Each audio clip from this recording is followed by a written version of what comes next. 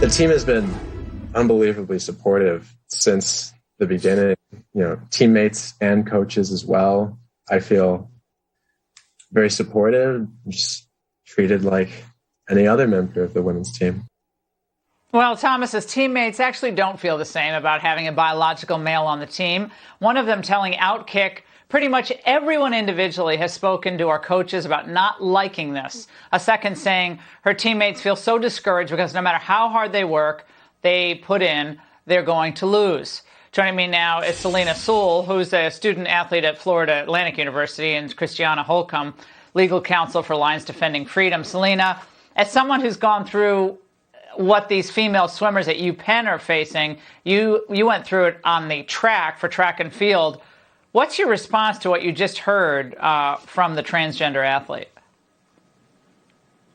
It is very frustrating that this has happened in another sport in college, but I am very proud of those girls for talking to their coaches, and I encourage them to go public, even more than being anonymous, and ask for fairness to be returned to their sport. Now, Christiana, these swimmers are actually, in my mind, are afraid of speaking out publicly. Look at what they did to celebrated author J.K. Rowling. I mean, they've tried to shun her. I mean, she's like a multi-billionaire, incredible talent, liberal, by the way, on most issues. But they'll slice and dice these girls, right? Well, it's absolutely disgraceful that woke ideologues are silencing women like these University of Pennsylvania athletes for saying no to men in their sports. But Laura, you and I both know this is happening across the country in other contexts as well. Women trying to say no to men in their private spaces, their homeless shelters, and even their prisons. So we need reality-based laws that reflect that men and women are different. And so I commend these young women for standing up and pushing back against men competing in their sport.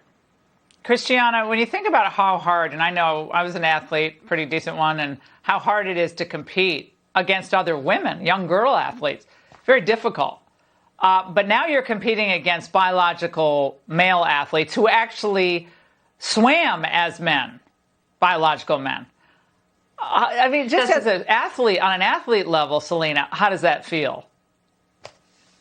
It is a very frustrating and demoralizing experience because no matter how hard we girls train, we will never be able to beat someone who's biologically male.